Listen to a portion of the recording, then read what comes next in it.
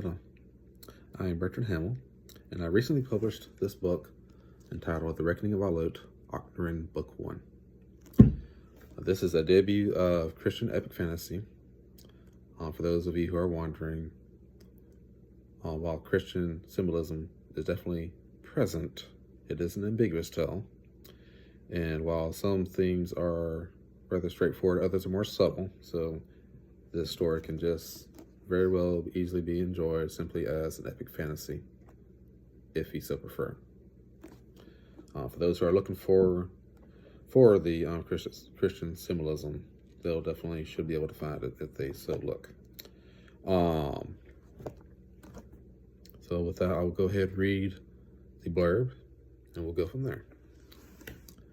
And it goes, after Etheruvar creates Olote, Kurar, the Dark Lord, moves to corrupt Etheruvar's glory to his own will. Kurar's chief action to manipulate Etheruvar's creation to corruption is to tempt, deceive, and make war with Etheruvar's children, the Elaith.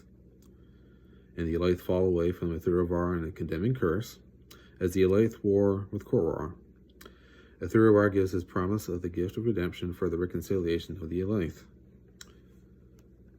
Here reads the events and battles of the Jalwraith and the war of Kurar and the Elaith. For though the Elaith thrive over the years in developing civilizations, how well or how ill they weather the trials and the attacks of Kurar only result in times of decay and the struggles of the Elaith to love one another and hold honor in face of a sinful nature that breeds corruption, bloodshed, and tyranny. So basically this story,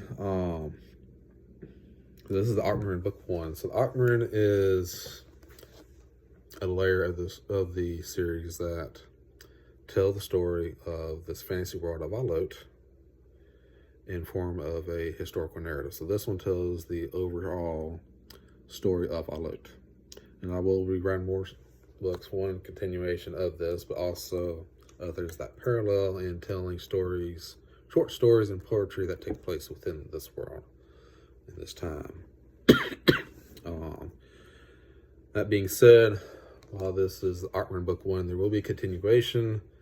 This is itself its own complete story, as is it has its own complete set of events. So keep that in mind. Let's see. So with that, there's one excerpt I wanted to share. Obviously there are villains that take place across the ages in this, across generations even. You will have warriors, you have heroes, you have kings, you have wise, you have foolish, and you have the downright lost.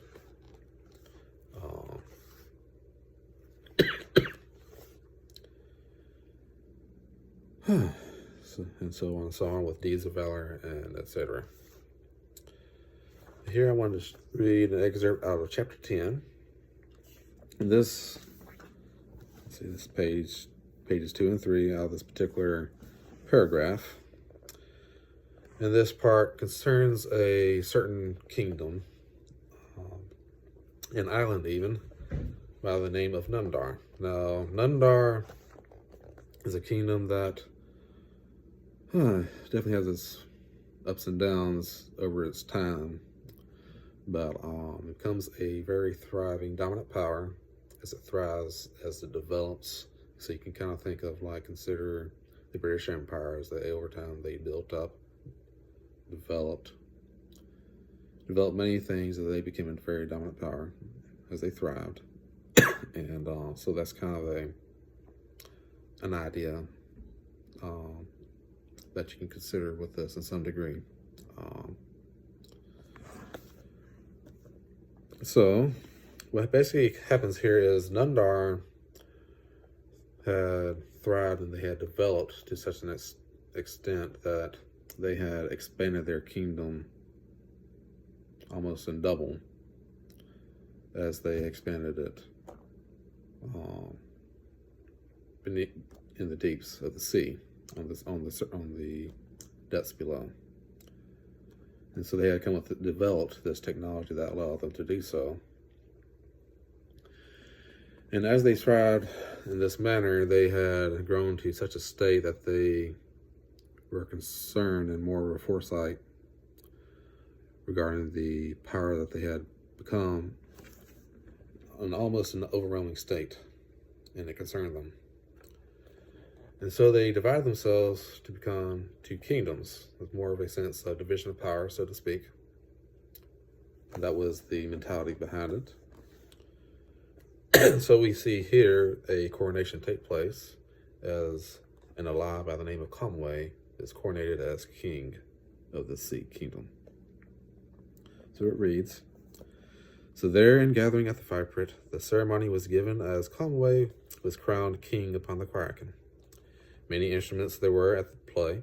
Some were there of wind, such as flutes, soft wooden whistles, and even ocarinas, but mostly they were of strings. The strings waved as the oceans with their intricate voices, and then they glided gently to delicate hands as waters that are tossed in the winds. As for the winds, they took soft form as they gently flowed in casting reflection to the strings' image of water. But then there were times when they took in wild festive variations as if signifying the storm in its bustling and thundering rage. But then at last came the cello, as it gave heart to the deep. The deep was calm and sheltered from any storm or any swaying voices that the wind might speak. The deep held much treasure and housed many beauties, and it rarely gave forth in yielding its character. An adventurous story indeed the deep held, but that story unyielding will share itself slightly to a few, in rendering itself ever a mystery." Conway was now king of Olote, the Sea Kingdom, and the Olote I loved the deep. Anyway, just a rather descriptive paragraph. Hopefully you enjoyed it, and if you have any inclination to explore any more of the world of Olote, then allow me to recommend you to consider reading The Reckoning of Olote, Ocnarin, Book 1. Thank you.